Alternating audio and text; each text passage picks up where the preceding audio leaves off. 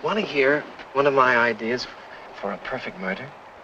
You want to hear the busted light socket in the bathroom or the carbon monoxide in the garage? Neither one. I may be old-fashioned, but I thought murder was against the law. What is a life for two guys? Some people are better off dead. This is Foreign Correspondence. Deeper into Hitchcock.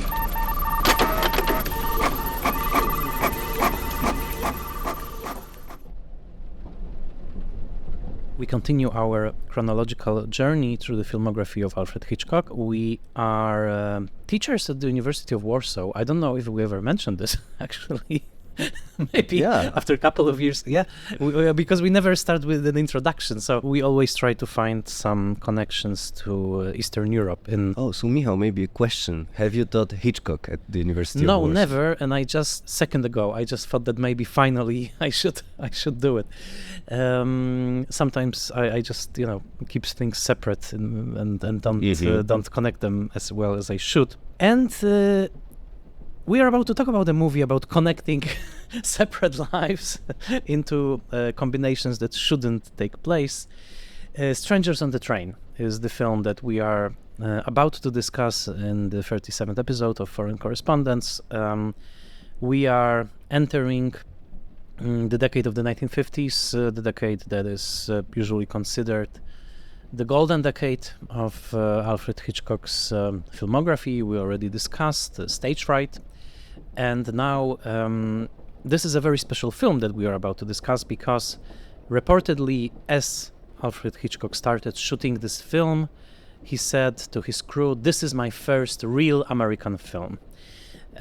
Reasons for this we may try to discuss during this episode. Probably it has something to do with David Selznick and with other turbulences. However, this is a film that is not only American, it is set largely in Washington, D.C.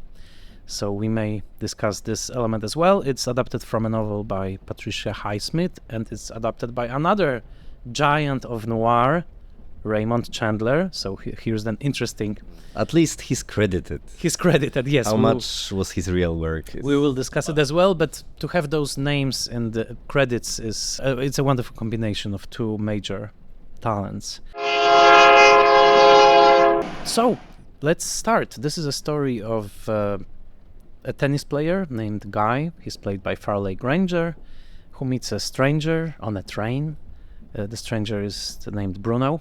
He's played by Robert Walker, who makes him an offer of swapping murders, crisscross. We assume that you saw the film already, so we won't be synopsizing it in detail, and I will straight off the bat ask Sebastian, how did you like the film? I assume this was probably not your first screening of this film. No, not the first. I liked it. I had very high expectations for this rewatch because it was always, for me, it was one of the quintessential Hitchcock movies because of many reasons. Not only as his comeback, not only as his entry into the 1950s, the glorious decade, but also this. It's also one of his last black and white movies, right? So I always remember this one as one of the most visually stunning. Hitchcock will make, if I'm correct, only 3 other black and white movies. I Confess, Wrong Man, and Psycho, right? So, and it's his 38th movie, right? 37th episode because we couldn't discuss the Mountain Eagle.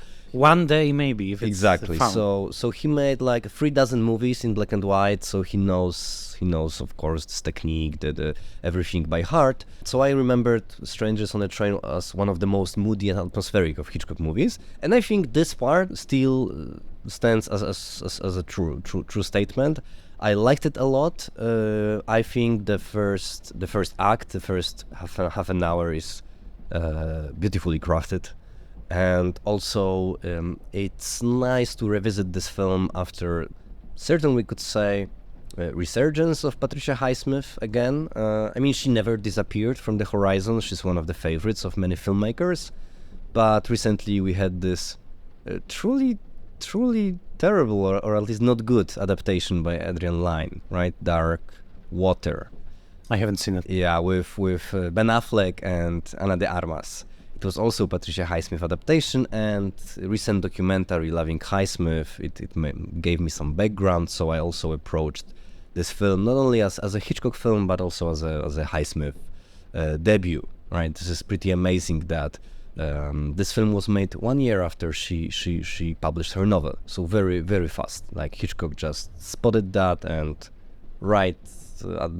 immediately decided to adapt it. So I think it's very interesting.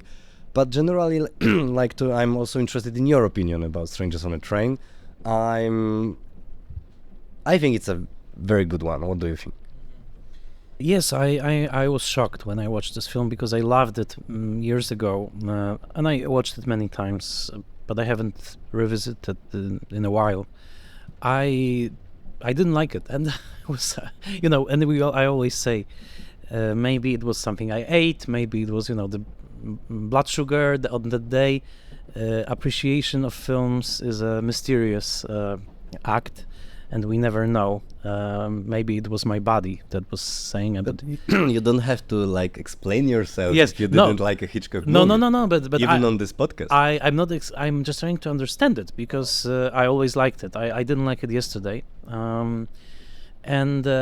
First of all, I have to say that it struck me as extremely unpleasant, and I would love to. I have to say I'm not familiar with Highsmith's prose, and that's probably a huge blind spot for this episode.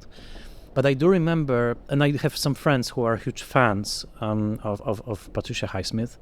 I know many films that were based on her work, but I do remember one sentence by Keith Ulick of New York, who also has his Substack, all parentheses, and I remember that Keith once told me that after reading a lot of Highsmith, he needs to take a shower, that it's a deeply corrupted prose, very cynical, very cruel, and I don't know how much of that specifically Highsmithian acid seeped into Strangers on a Train, but I have a intuitive suspicion that this very specific brand of Hitchcock's unpleasantness that we know very well went into a chemical reaction with whatever was left of Patricia Highsmith acid. And I have to say that yesterday I was almost appalled by the film. I feel that it comes from a very, very bad place. And let me explain myself. Not myself, my reaction. This is a film which takes such a cruel view of all the characters, except for Robert Walker's character, I think. The psychopath that Robert Walker plays here, with all the glee and all the, lip-smacking pleasure that Hitchcock put into this role, because he directed Robert Walker in the part, he's the only character who I think is designed for us to be point of identification. All other characters are either repugnant, and I think especially the portrait of the character of Miriam, played by Casey Rogers, is a study in true sexual contempt, because the way she's portrayed, and I will elaborate about it later, is not only cruel. I think it goes beyond cruel. I think that Hitchcock takes pleasure in creating this monster in her, and I was really surprised by, and I'm not objecting on this on sort of high moral ground. I just think that there were those strains of misogynistic feelings in Hitchcock that we are perfectly aware of, but the most interesting films of his in which those strains are at play are the films in which they are offset by something else, by something that's ambivalent, that's sort of tries to argue with the misogyny, with the sexual contempt and stuff. I think that in this film it comes close to a pure essence of this. The casting of Farley Granger as Guy is a giveaway. I think this makes the film completely hostile towards its straight characters, I will say. I think it's a film in which all the straight characters, straight meaning many things, a Guy, his wife to be, also practically every other character, are presented as boring, irrelevant, not in the least interesting or exciting. It's all a stage. The film is a stage for Robert Walker's performance. And I think that Hitchcock identifies and wants us to identify with the Robert Walker character. And I think the film succeeds in it to a uncomfortable degree. And I will elaborate on this later. But I just realized watching it yesterday that the only thing that Hitchcock truly believes in this film, and the only thing that he invests with human feeling, I think it's the Robert Walker character, and a little bit the character played by his daughter, Barbara Morton. However, I will argue later that I think that the film is also set against her. It was a very, very, very unpleasant experience for me. That's great. Very, very interesting thoughts. But so you would say that the difference between Strangers on a Train as a movie showing the world as a foul stew, and Shadow of a Doubt is the lack of a character like young Charlie, like some. I don't want to simplify your argument, but basically in Shadow of a Doubt, which is like in a way similar, it's like observation of Philip Scarry that Uncle Charlie and Robert Walker's character are two princes of dark energy, right? It's obvious. And she connotes, some kind of innocence, purity despite the danger and evil and so on. And here it looks like we don't have such a character. Maybe Patricia Hitchcock's character, invented, by the way, by the Hitchcock team. There is no such a character in the novel, as Barbara, sister of Anne, the wife-to-be of Guy. She may be such a character, maybe, but I would say that she is kind of like a parody also of a certain type of Hitchcock's characters who are nosy, interested in crime, and thus funny, not dangerous, but funny. And also there are all these eerie, superimpositions or like impositions of her face and Miriam's face in these terrible glasses, Hitchcock also invented this one. Miriam has this very thick glasses. I was thinking about it yesterday when I was watching the film. I mean, what's the point here? Why? She may have glasses. It's one of Hitchcock's props and so on, and it's a visual element, and it kind of makes her kind of like a slutty schoolgirl, which was perverse, I would say, in the early 50s, would be even today, right? But she has these extremely thick glasses, and the actress even, it's one of the anecdotes, I'm sure you know, that these glasses were so thick, the lenses, that she couldn't see anything. She was blind on the set, which if you want to read it in a feminist way also is interesting, but what I mean here is the visual impact of that. It makes her face very strange. So that's the way I would say I agree with you that there is something disturbing about her character, about the level to which she is portrayed as, this kind of aroused, erotically accessible. Well, she's called Tramp in the film. Yeah. Okay. Yeah. There is, and I think this is the dialogue from the movie. Patricia Hitchcock's character Barbara calls her a tramp, and this is a very interesting thing because I think it can play into a long conversation about this trope in culture of a woman that is enjoying sexual pleasure, that is enjoying multiple partners, a promiscuous woman, and the whole idea of slut shaming came later, etc. But the real problematic, painful fact about this film is that let's look at the women in the film. There are four major female characters. It's the mother of Robert Walker, who is a complete parody of a middle-aged woman as a gargoyle, as a monster, as a figure of fun. We saw those women in Hitchcock, and we'll see her. We will beginning with downhill, I would say. Yes, we will see them again. There's Ruth Roman as the wife-to-be, Anne Morton, who is patrician, completely asexual in a way that's like, of course she's movie beautiful, like for the 1950s, but there's not a shred of feeling that would, let's remember Hitchcock directed Ingrid Bergman in Notorious, okay? So he knew how to direct an actress and how to pick an actress to suggest some kind of very complicated inner life. But she's kind of a moral center, isn't she? Well, she's a moral center and she's a moral policeman in the film. Like she's there to sort of, she's like the fig leaf, Yes, everything will end in this, heterosexual coupling, let's say, in the last scene.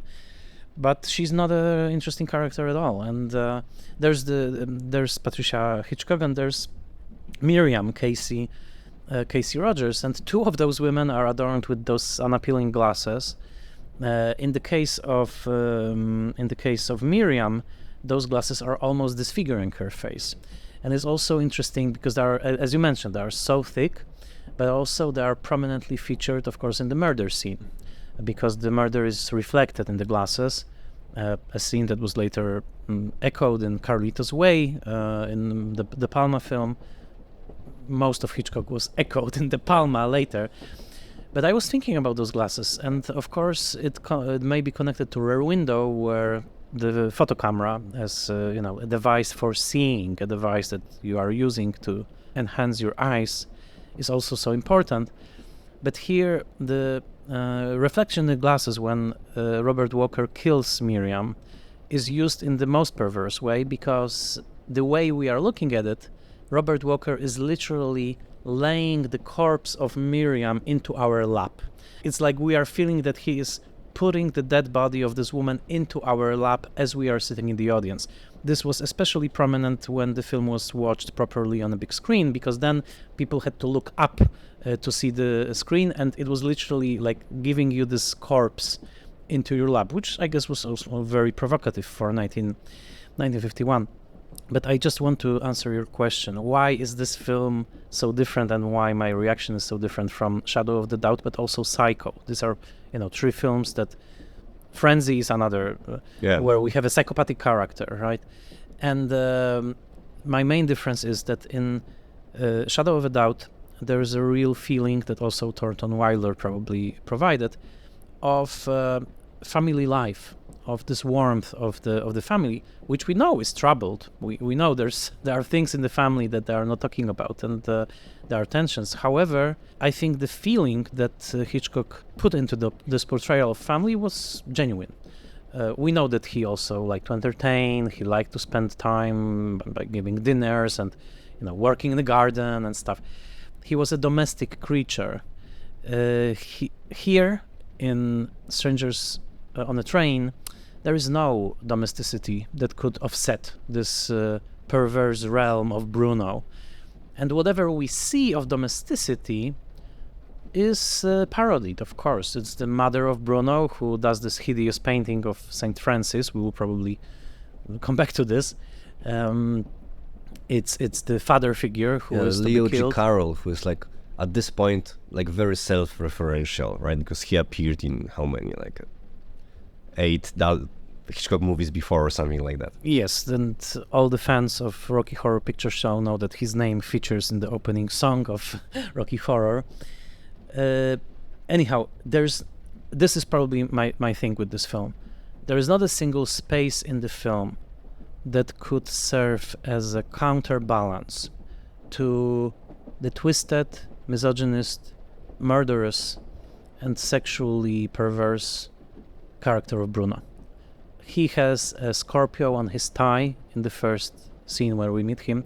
I think this is exactly who he is. He is a Scorpio. Yeah, it's like a lobster, probably. Is it a lobster or a Scorpio? It's described as a lobster in books, but okay, but maybe. But it doesn't matter, because I also saw a Scorpio. I saw a Scorpio. Yeah, me too. And there's this Orson Welles. It's an old, I think, Persian tale, right, about the Scorpio and the frog, right? That Scorpio is offering a frog to carry it over the river on its back, and then he stings it, and the frog says, "Oh, but you will die too. This is my nature," right? Scorpio says, and I think Bruno's nature is exactly this. Like he's this almost like a spiritual evil, like he's this ghost or sprite or puck or whatever it is.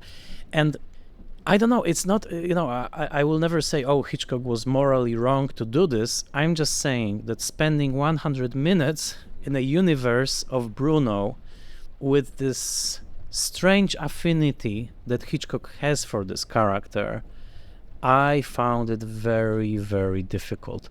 And this is it just struck me as a morally ugly film this time. So could we maybe reframe this film as a trash?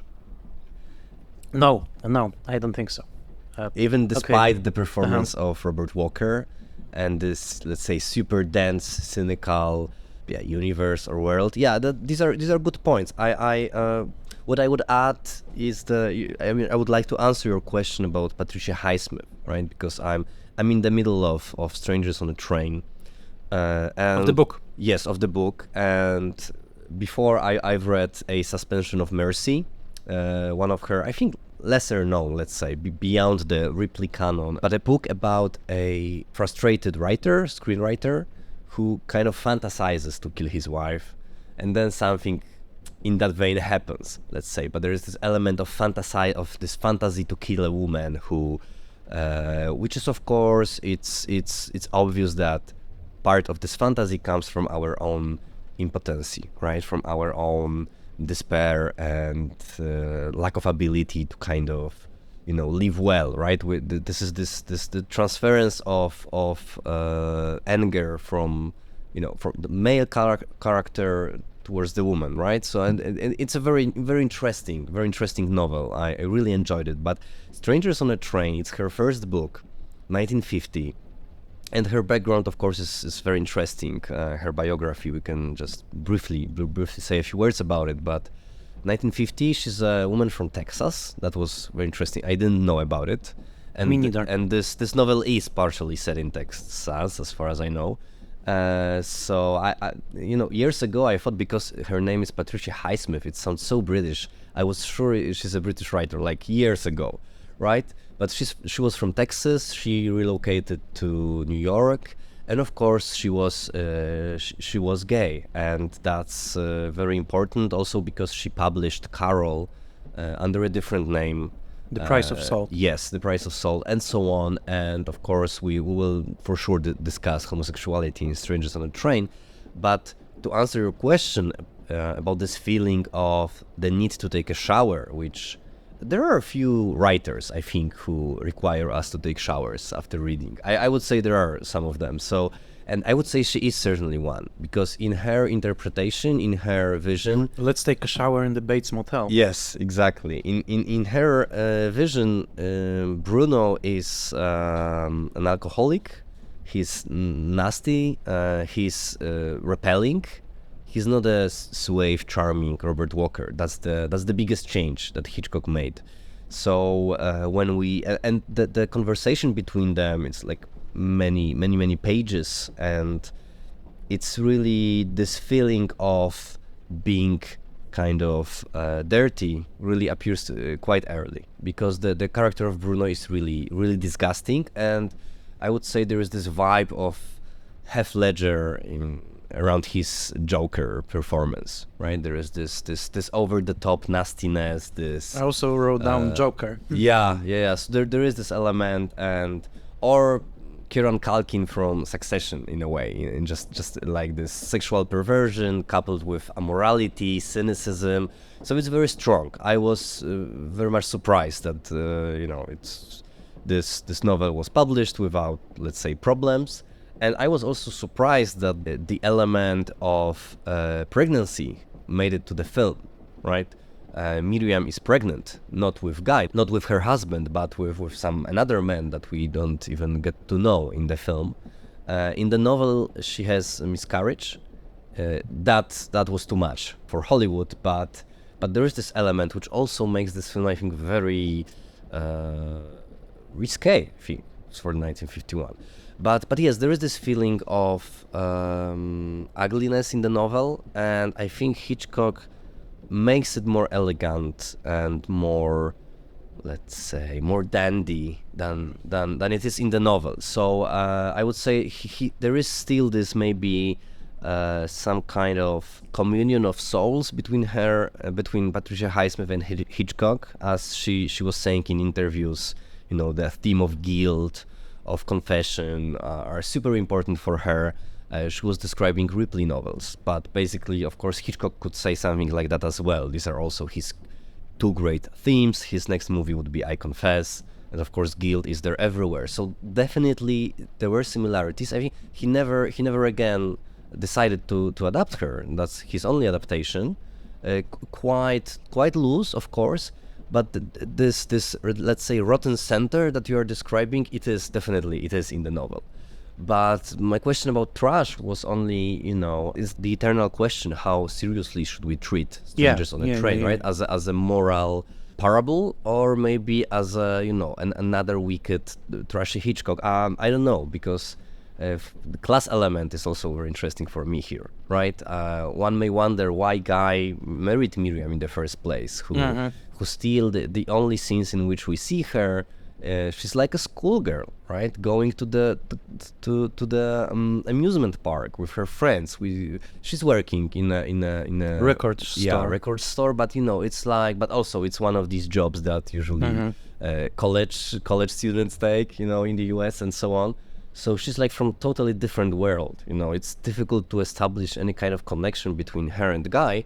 But on the other hand, the famous scenes on a train, these two scenes, let's say, or one, the one in the like this dining car or this public space, and the one in Bruno's compartment, like he's taking Guy to his lair, let's say, and his shoes are the very front of the frame in one of the shots, right? He's this domineering figure. I would say these are the most sexy and most entertaining scenes in this movie. Their conversations, of course. Guy, in Farley Granger's interpretation, he's not really responding, right? That's another, I think, interesting question. I agree with you that there is some weakness in this casting. Hitchcock wanted William Holden, right? Yeah, but it's difficult for me to imagine this film with William Holden. But it's not that difficult to imagine it with James Stewart, I would say. It's interesting that, James Stewart, who, of course, we will come back to, that was the time when he was already playing this bruised ego of American malehood or manhood in the 1950s, all those westerns by Anthony Mann and, of course, Hitchcock's films. And I just think that choosing Farley Granger really keeps this film stuck in this very strange territory, because he's not a very good actor. That's one thing. He has this strange blank beauty about him, like Sal Mineo or somebody. I don't know. But he's I don't know. I always have a feeling that he was scared on the set of the films. Like that he was, as an actor, that he was scared to act in Hitchcock's films, maybe, I don't know, to go too far or something. And this whole homosexual thing is just so strange, because so there are scenes in this film, I think, that if you just preserve them as they are, maybe just adapt some dialogue a little bit different, I think they could serve almost like a documentary material on how a gay pickup or a gay hookup or a gay seduction took place in the 50s in America, in Washington. I read this great book by James Kirchick, Open Secret, about gay Washington. Fascinating, because it's a center of power and fascinating history book, non-fiction book. And here are those Washington locations used very well in Strangers on Train, but they also bring in this sort of Greek theme, because there are those classical buildings, with Greek columns, and so we are in quote-unquote American Greece, right? And Granger is a bit like a and Granger, character. Exactly, and Granger could also, I think, especially in those years, he could play like convincing Greek character. And I was watching this film, and I like felt this is like this homosexual amusement park, like with Highsmith and with Hitchcock, who was so interested in those themes. We know it because he made Rope, for God's sake. And he's staging the scene in a train where Bruno is sitting right next to Granger immediately, and he says, "Let's go to my compartment." I mean, I'm not discovering anything new here. I'm just saying that of course, everybody talking about this film will always say about, homosexual underpinning. I'm just saying that it's a little bit more than an underpinning in this film. It's like right on the surface, with Bruno single, with his mother in those silk robes, figure of a dandy, Oscar Wilde, whatever you want to call him. So I would say that he's probably more successful in being an amoral character than the two boys from Rope. He really pulls it off, like he's really like doing whatever he wants. And they were too much. Yeah, exactly. But there you had James Stewart, who was bringing this like moral gravity to it all, right? No, Brandon, you are not part of society, right? Here you have Leo Carroll, who says about this Trump, she was a human being, which is one of the funniest lines in the movie. Yes, but it bears no moral weight. I mean, the film gravitates toward Bruno, and I have to say, always when I watched this film years ago, I thought that this beautiful set piece is, of course, this whole sequence in the amusement park, right? With the jolly music and this, carousel and the laugh tunnel or whatever. Of course, it still remains, I think, the best scenes in the film. And Del Toro was inspired hugely for Nightmare Alley. Yes. Okay, wow, I didn't know that. So it's still wonderful filmmaking, as opposed to the horrible tennis match. I have to say that the tennis match is simply, it doesn't work for me at all. Although I know that Richard Schickel says that it's actually a great scene. He's a tennis fan.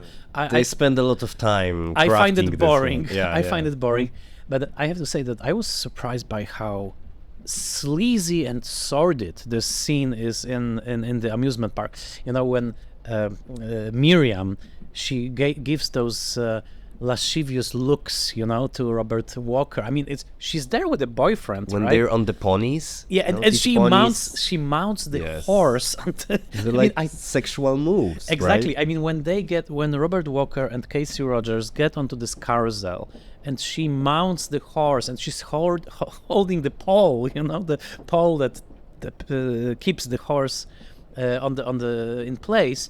And they are looking at each other, exchanging those glances. It's like they're basically having sex on screen. I mean, you couldn't go. But that's trash in a way, But that would be trash, I think, in hands of Douglas Sirk of the time. Like if he shot it in Technicolor and it was Dorothy Malone, mounting this horsey, then it would be very sexual. But and this is very important because I think that exactly in this decade, Douglas Sirk goes into those territories with gusto, right? Of course, written on the wind and stuff.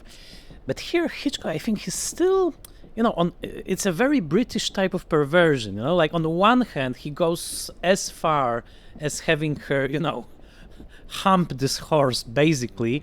But on the other hand, there's this distance, there's this irony. She's just riding the carousel. Censors do not register anything. Exactly. Wrong with He that. would never do something as let's say, he would never become this decadent Berliner the Douglas Sirk was. He would never give, Dorothy Malone this oil derrick to fondle in the last scene. So I'm just saying, the problem for me is that the perversion is there, and it's boiling over, but it's constantly kept by this lid of this British irony, of those jokes about murders, everything that we already know from Hitchcock, of course. Those stories that Patricia Hitchcock says about, did you hear about the murder?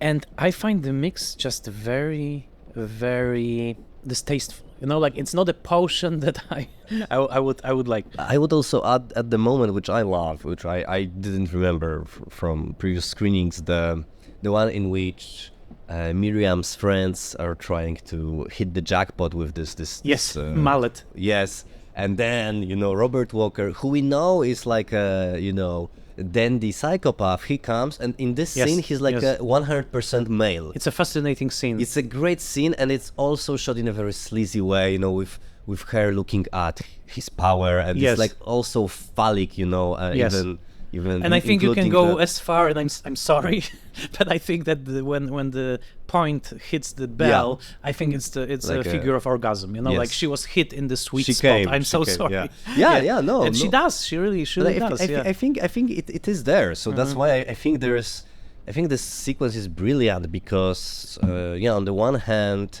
and it's also interesting what censors didn't like in this film, right?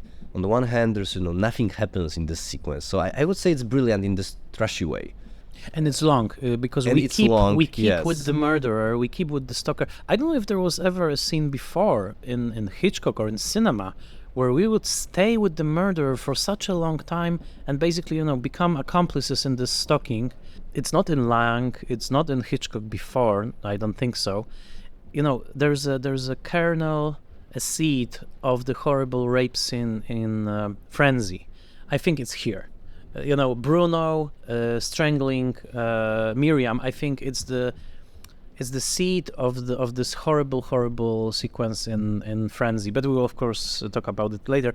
I just want to point out one piece of dialogue which tells you exactly how I think sordid and sleazy this scene is. Miriam says, or one of the girls say, before going to the laugh tunnel, "Oh, let's get some popcorn." And the other guy says, "Oh, it's not fun necking with a mouthful full of popcorn," and you suddenly have this image, of them like necking in this laugh tunnel, like in the dark with popcorn in their mouths. I mean, it's really, really sordid. That's the word, And I'm not condemning the characters. I'm just saying that you can feel Hitchcock sort of touching this stinky matter through his velvet glove. How about some popcorn? I can give up popcorn. For you? Yeah. Oh, it's no fun necking with a mouthful of popcorn. Come on! You suggest as if, Brits couldn't do trash because they are Brits No, in they a way. couldn't, they cannot. Right? Like Ken Russell, or stuff. But okay, let's leave trash. I That's don't want interesting. to Okay. push it too hard, but I just think that's the way. Of course, it's not the way that many serious Hitchcock scholars would defend Strangers on a Train, right? If you open Mary Pomeranz's book, you have, by the way, you have a 15-page description of the introduction of the meeting, right? Of this cruising, as we mentioned. I think of this cruising, of this chance meeting, right? Because if I were to defend this film on an intellectual level, I was reminded, of course, of Kieślowski's Blind Chance, right? Another movie with blind chance, with a chance meeting, with a train that we could catch this train or not, right? And I think this is a really brilliant opening, and I would say there is this pleasure in the conversation of Guy and Bruno that is also the pleasure of Rope in many scenes. But in Rope, the balance of power was much different. It was obvious from the beginning that there is John Dahl, who's like this dandy, sure of himself, and this domineering figure, and there was the Fairly Granger character who was this super neurotic. But here it's like, if you look at it as a love scene, as a courting scene, it makes sense that Guy is not really responding at the beginning, right? There's this great moment when Bruno, who of course says a lot in this scene, he says, "Oh, I'm not a big talker. I would just say next to you." I mean, how unrealistic that is. Can you imagine the situation in a train? Like a stranger tells you, "Oh, I won't talk a lot. I will just sit next to you," right? So Guy is not really interested. But I think it's really brilliant, and I think this moment when they touch their feet under, it's so good. It sets such a Yes, and it's that's very true. sexy, right? That's So true. I think it's very sexy, and I'm talking as a straight man. For me, it's very sexy. But I mean, it doesn't really matter. But in this case, I just want to say my position. And then, so we have a sexy opening in a train, and then we have this sleazy scene at the amusement park. I think these are interesting parts of this film. Absolutely. And you just touched about something, because I think this hitting of one shoe with another is perfect. And Perfect. I think the only, like, if you want to seriously read this film, I think you need to read this kick as intentional. It's the beginning of the pickup. The only way I can really read this film as a work of art is that it's a one big metaphor of a gay seduction, and also of the consequences of that seduction in a world that doesn't accept gay relationships. Because how would this film be different? Like, if you think about it, they had sex on the train, in Bruno's compartment. Yeah. Like, let's say that they had. For all means and purposes, they did have, because everything that happens later on follows this pattern of a homosexual black male that, by the way, and I really urge everyone to read this book by James Kirchick, Open Secret, because that's exactly the scenario of those gay blackmails that, we can see it later in Advice and Consent, of course, 10 years later, right? A politician has a gay, second life, and then, a blackmailer appears. And here, when Bruno stands on those steps, and he reminds him that, we have this special connection, I think that's, and, with Highsmith in the wings, let's say. And My Son John coming 1 year later. Exactly, My Son John. I mean, I think it's very, very, very present.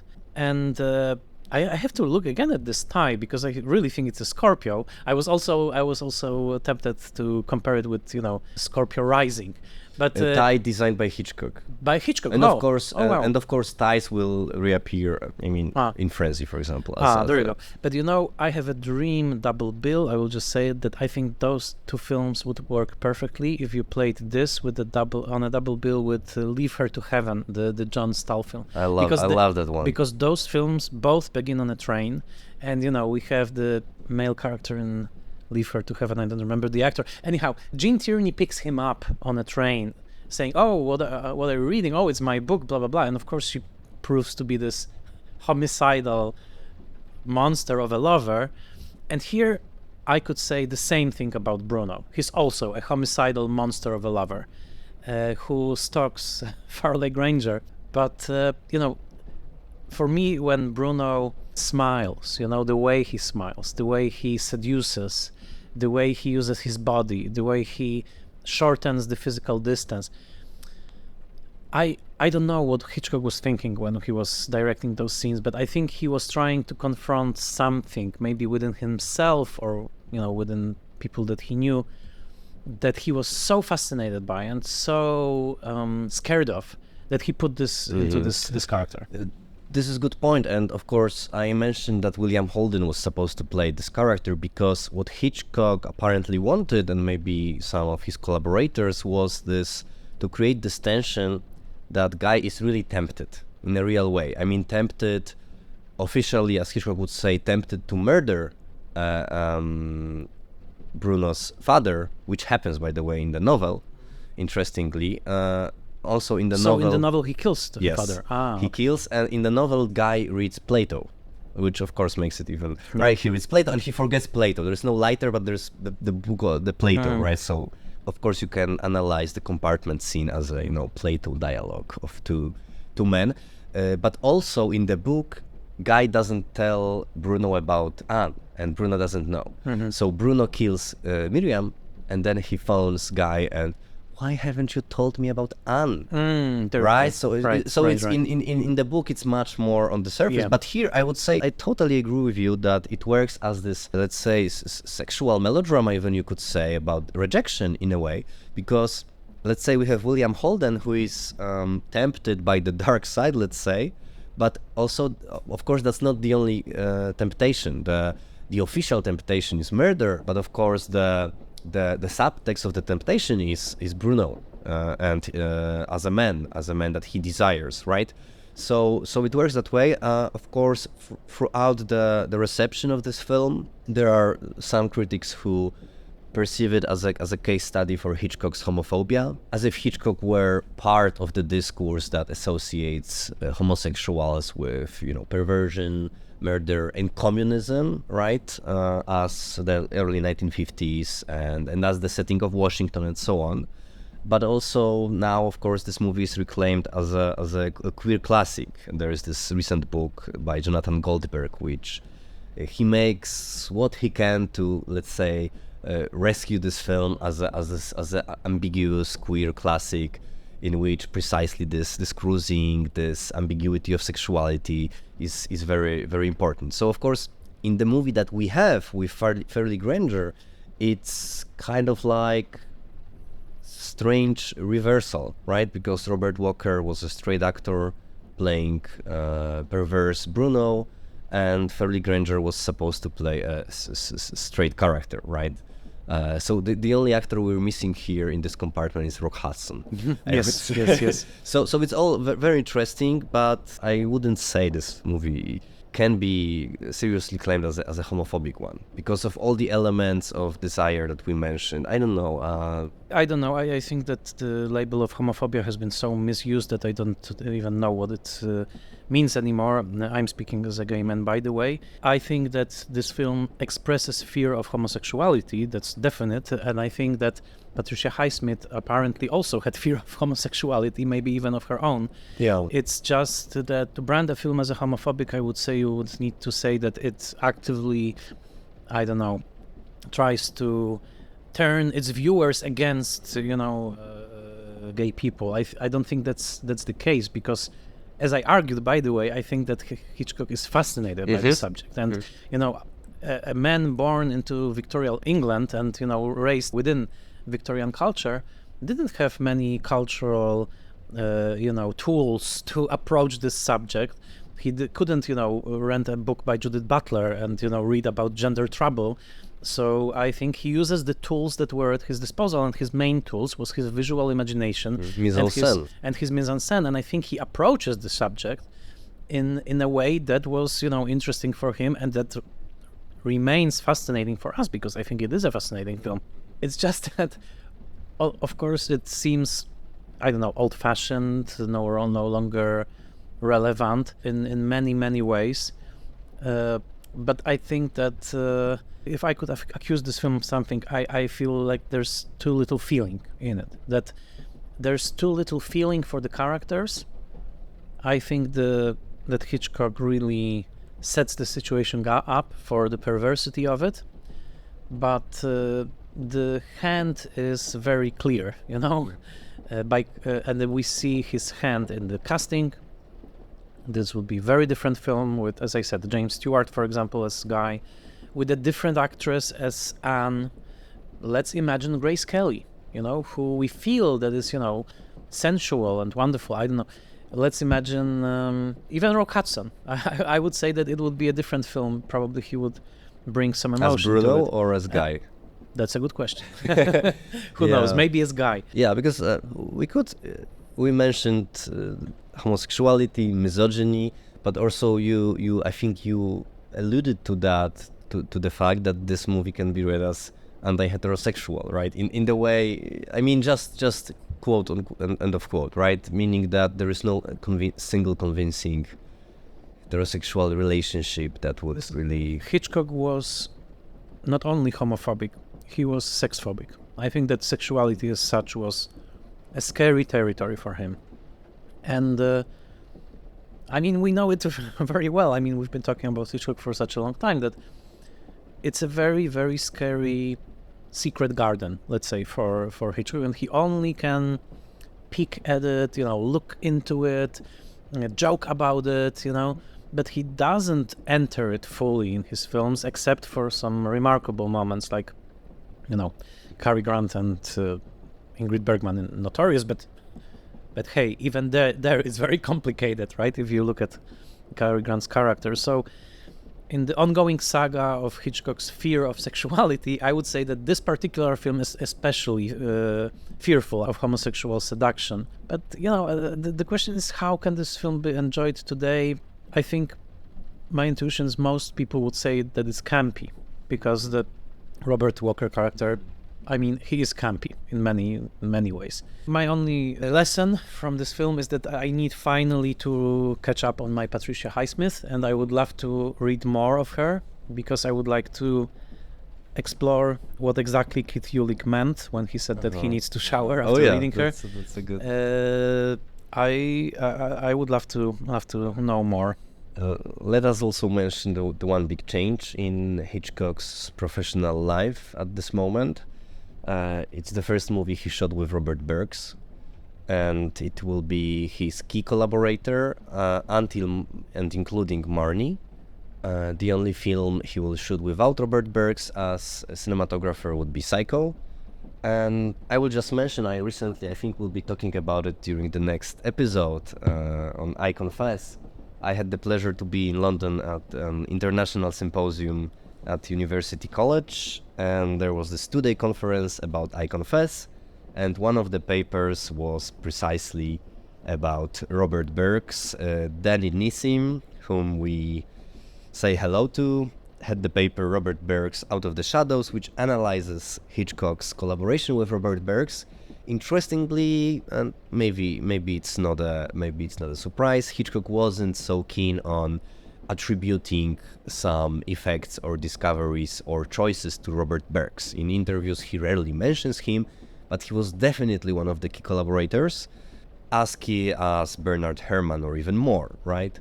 And I have the feeling that this movie does look differently. I mean, I think you, Michał, said many great things about, let's say, the content and the moral gravitas and the, let's say, the obnoxious elements of this film.